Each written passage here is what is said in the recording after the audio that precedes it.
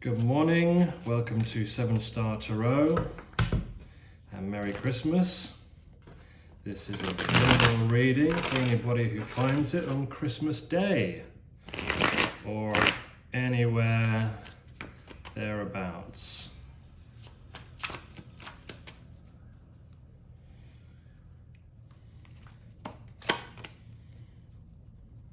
We have the Eight of Pentacles, the Three of Swords, the Star,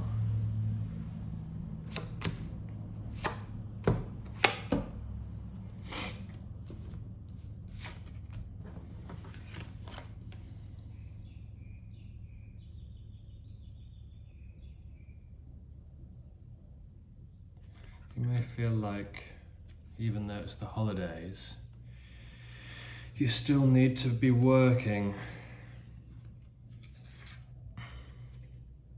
Then we have the Wheel of Fortune crossing it.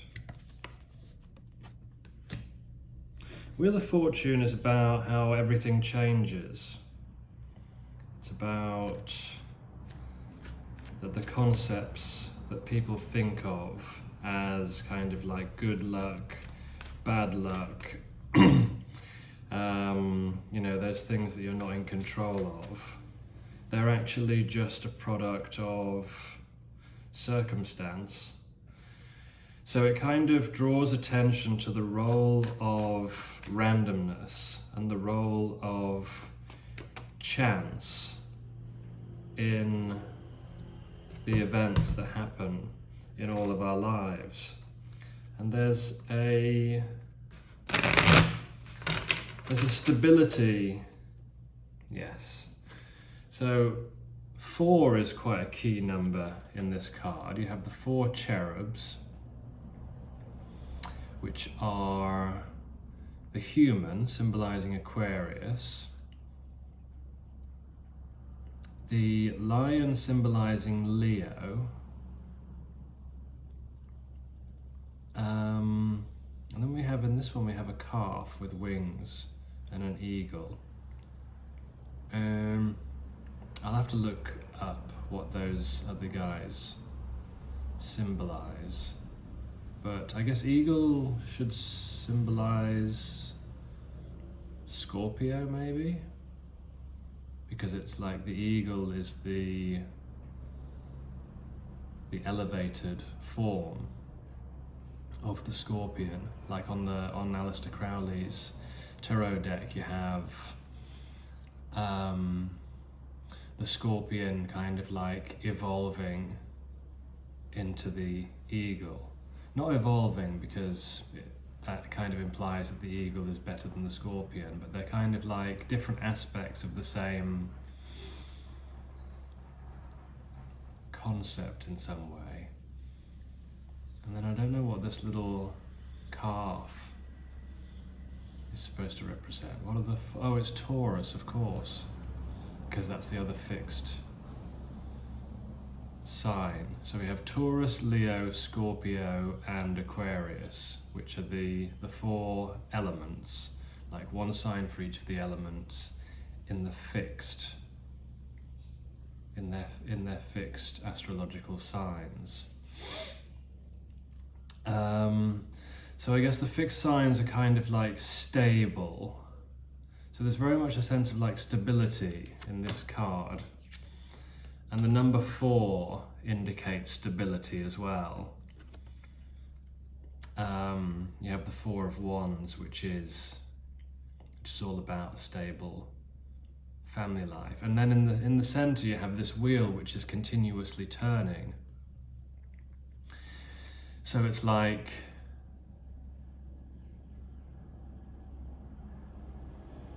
it's showing the contrast between stability and movement. And so if, like, for example, if you want to stay on a bicycle, like when you're learning to ride a bike, the thing you have to do is to keep moving. So in order to be able to stay stationary, you have to actually keep moving. So there's a lot in this idea of the Wheel of Fortune. Like, one idea is to make sure you don't become stagnant. And actually stagnancy is a point on that wheel. So you have the Sphinx symbolizes the Rajas energy, the king energy, the active, fiery, like masculine force. And then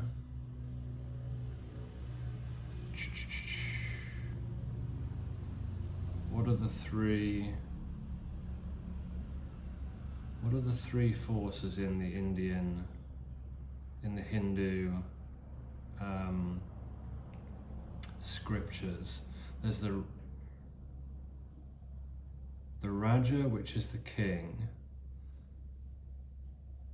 and then there's the Sattvic forces, which are so Rajas, Sattvas, and there's a third one. I think it's the king, the king energy, the queen energy, or the feminine energy, and then the stagnant energy. I'll have to look this up and maybe do a video on it later.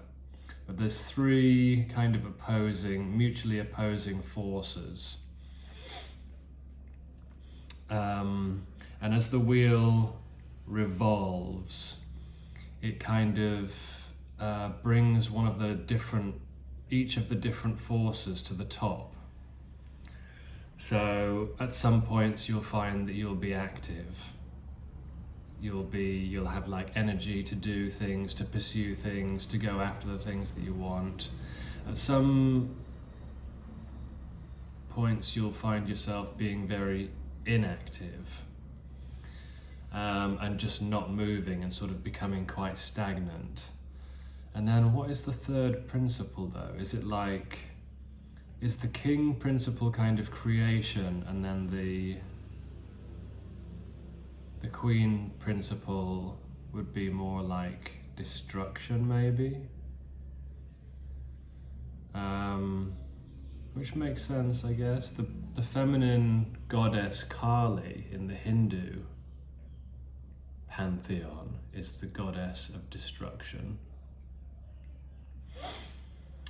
And in the realm of physiology, you have the idea of anabolic processes and catabolic processes. So the process of building up and the processes of breaking down.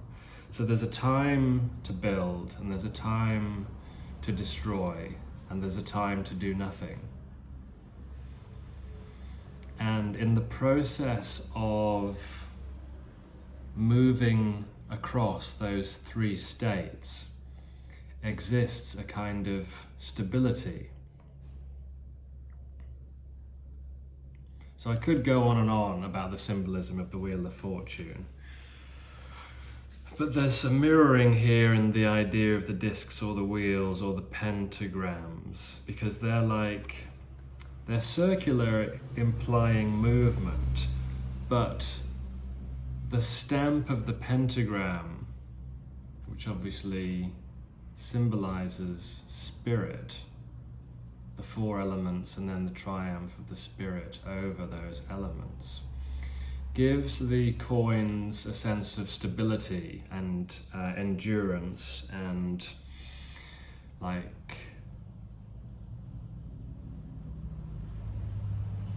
durability. So the idea that I'm getting from this is, in the present, movement is key. So you have to keep moving, not because it's something that you have to do, but just because it's the nature of things. And it doesn't mean that you have to keep moving in terms of being embodied inside the Rajas active principle, but simply that by nature of existence, you will naturally be moving through these 3 different stages, some of which involve building things and actively going out and pursuing things, some of which involve either breaking things down or destroying them, or perhaps maybe just simply not pursuing them. And then other times will consist of doing what seems like nothing. But it's well known, for example, in the science of how the brain works, cognitive sciences, neurosciences, and also the study of learning and performance, which is that in any given task, so for example, if you look at your work, the things that you do for work, the talents that you have, that you're able to generate income from. When we speak about the skills underlying your chosen career, for example, there's always a stage of learning and improving in what you do, and then there's a stage of plateau. And the plateau is something that you perceive that there's no improvement. However, what we know from cognitive sciences and neuroscience is that actually the brain is still changing. If you're still exposing yourself to an environment, to a learning environment, and you're still doing the processes of learning, namely trying to adapt your behavior to improve your skill in that environment, that in that plateau, the brain still continues to change, and often it's undergoing a deeper change. So in order to get to the next level of skill, sometimes you'll have to change your perspective significantly in order to be able to get to that next level. So, very long way of saying that in the present, there's very much a process happening. It's to do with work and improving your skills in something. And it may seem like a very long and arduous process. It may seem like you've had to put a lot of effort into this. But that there are stages in life, and there are stages to work and to learning and to improvement. And yeah, certainly to not judge yourself for example, being too lazy, like over the Christmas period as an example, feeling like you have to work all the time, is certainly not the case, because sometimes the best thing you can do is to just leave something alone for a while, and then when you come back to it, you come back to it with fresh eyes. So I'm not sure if that message resonates in any way. We also have the Star and the King of Pentacles here in the past position. So the King of Pentacles is someone who has everything they need. He represents Taurus. So we have Taurus and we have Aquarius represented from the Wheel of Fortune.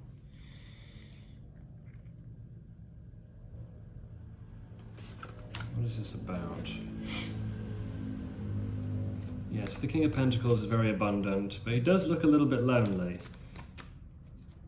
You may have felt like with all this work that you've been doing, that you've achieved great things in the material realm, but there's nobody else in that card with him.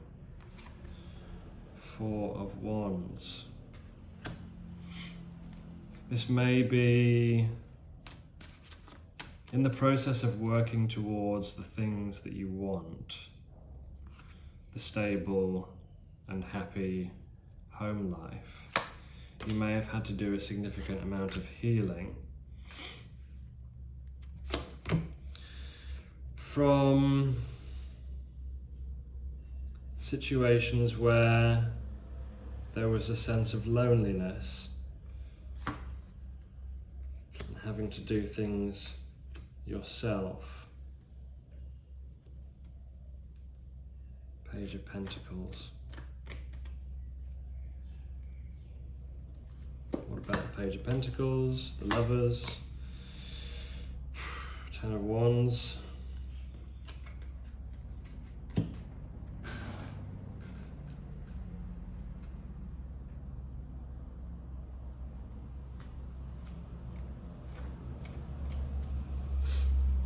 in order to get to a place of abundance,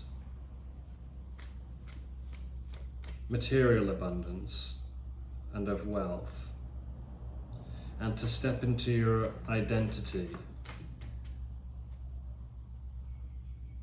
authentically, to know who you really are, you've had to go on a bit of a journey that's involved some loneliness and feeling like you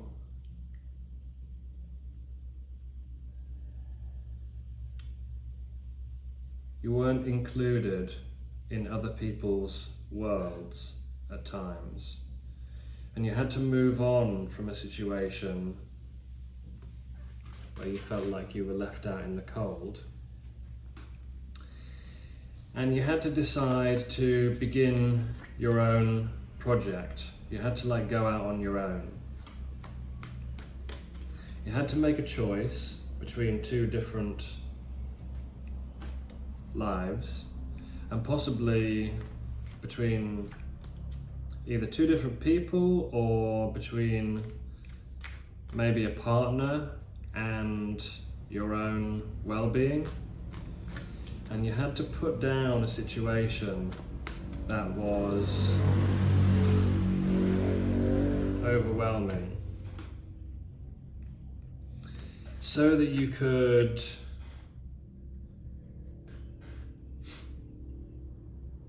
achieve something really impressive.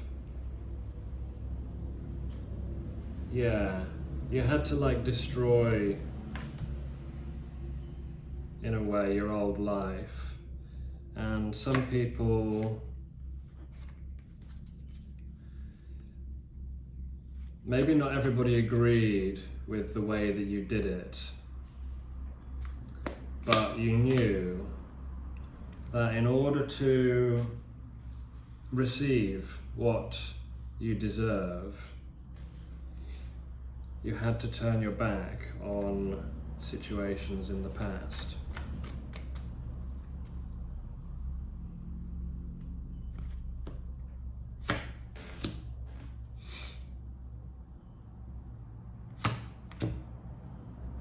What is this about? With the Three of Swords and Justice in looking forward.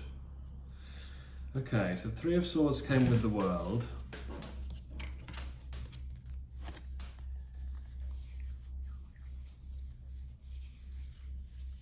Looking to the future,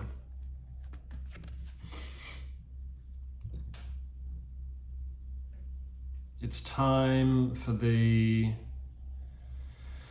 memories of what didn't work in the past to be let go of. Oh look, the World, we have the cherubs again. The four cherubs, the four angels, the archangels. Oh, the archangels. And Metatron.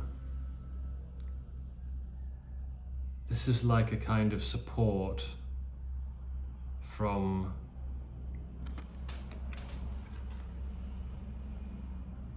you're getting support from the spirit world. Archangel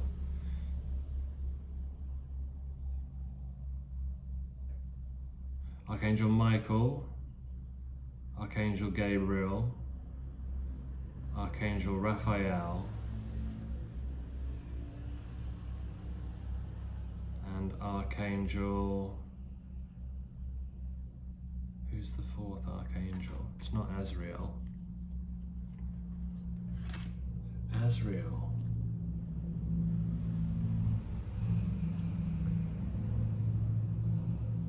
Who is Archangel Azrael?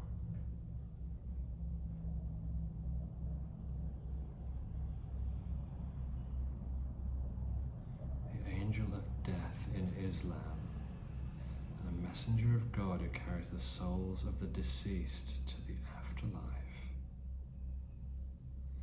Azrael is also known as the Malak al-Maut in the Quran. Interesting. I wonder why Azrael came up. Azrael, one of the 4 archangels. It says it's one of the 4 archangels. What?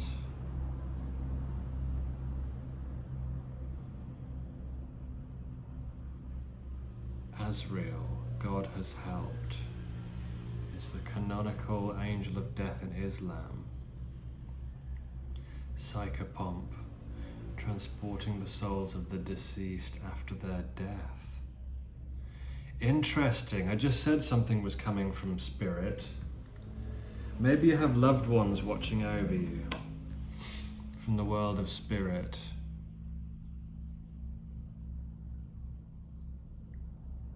And you certainly are watched over by beneficent spirits and beneficent angels. To be able to draw this cycle to a close, the world is the end of a very big cycle. It's the final tarot card, actually. And there is a sorrow in her face, as though she's looking back at all of the things that have happened. There may have been a sense of like looking back over all of the things that have happened in the last cycles. There have been some very long cycles happening, 10-year cycles, 20-year cycles. I forget exactly what they are astrologically. I think Pluto would be a 20-year cycle, because now it's going into Aquarius and it's been in Capricorn. And there's also a 10-year cycle closing as well. So at this point in time, maybe it's the end of the cycle of heartbreak. Maybe you feel like you've had a lot of heartbreak over the years. And with these cards of abundance, stability, and healing with the Star, the 4 of Wands and the King of Pentacles, there's a sense of coming into line with the universe bringing you what you desire, finally, as you let go of these things. As you draw on your inner strength. Strength is a very powerful card, isn't it? It's a very powerful concept. Because even in a difficult situation, if you have strength, it's like the ultimate resource, isn't it? If you're strong, then it doesn't matter whether the situation's hard or easy, because you're strong. Here we have the Knight of Cups and the Two of Cups. Maybe somebody's going to be bringing you an offer. That would be nice, wouldn't it? I mean, Two of Cups shows you meeting someone on equal terms. Someone who has something to give, the Knight of Cups, bringing something to give. Something worthwhile. Some emotional offer.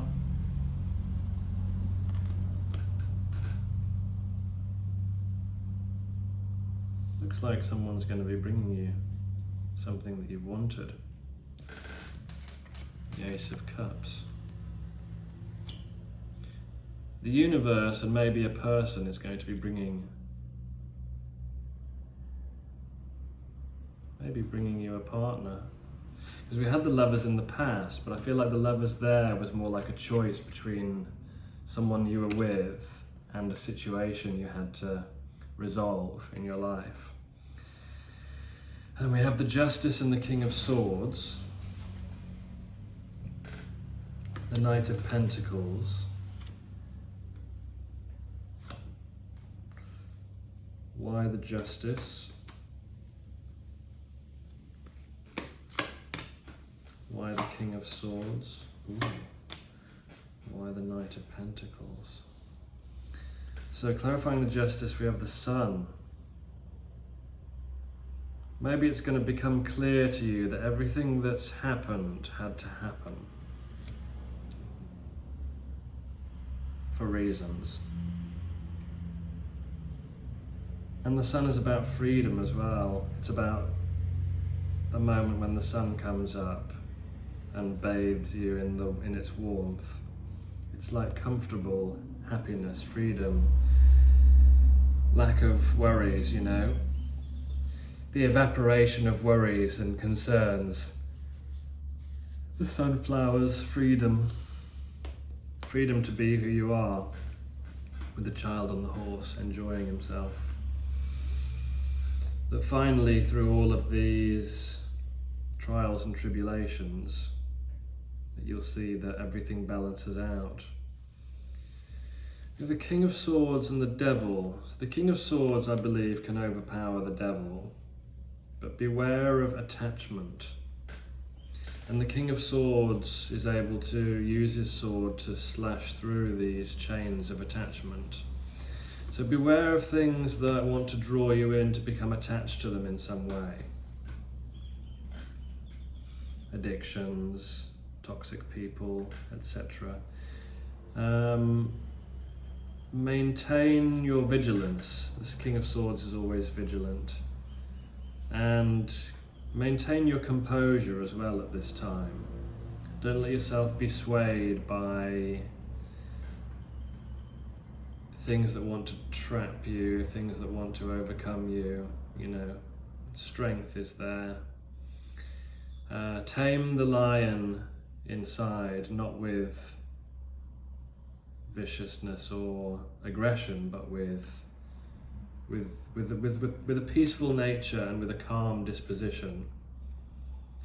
You know, stay not detached, but stay poised. Stay cool as these realizations are happening. Make your plans. Don't move quickly. Move slowly. Don't try and take more than you need at this time. Just acknowledge that all of the work you've put in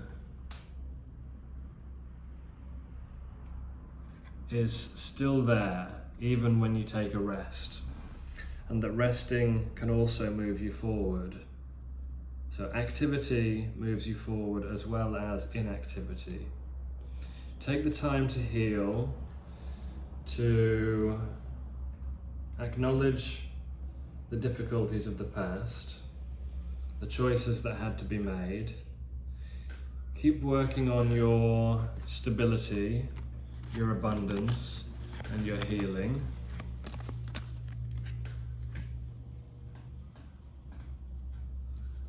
Allow this cycle to come to a close at the end of the year. Open your heart to the possibility that you will be given the things that you want, and that you will have a partnership that is equal in terms of give and take, that suits you and is good enough for you. Draw upon your strength to remain in control when situations arise that may otherwise take you off your center.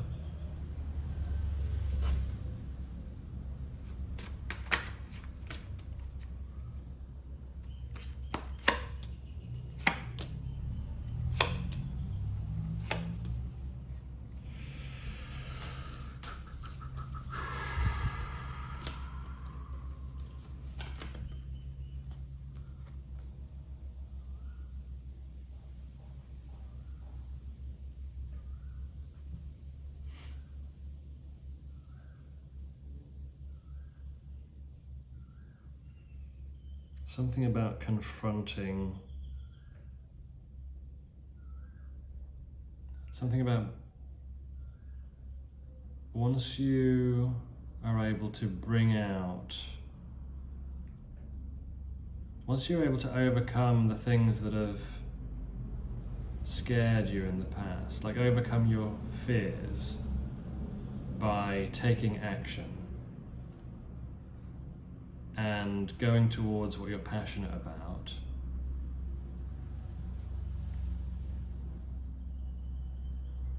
you'll find satisfaction.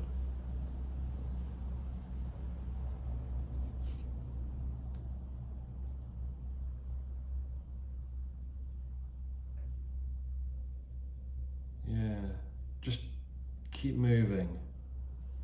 Keep moving, whether it's slow or whether it's quick. Keep moving when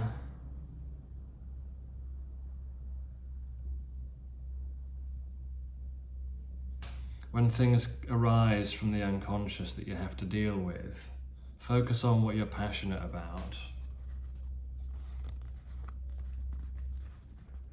Focus on the things that fire you up. Concentrate on the things that satisfy you.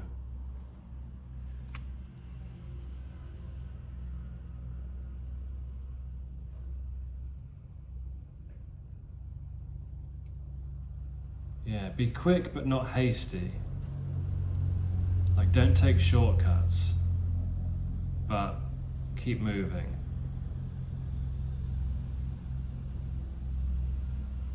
Kind of an interesting message. I don't know if that's helpful, useful, or interesting, but I hope it was, and I'll see you later. Bye for now.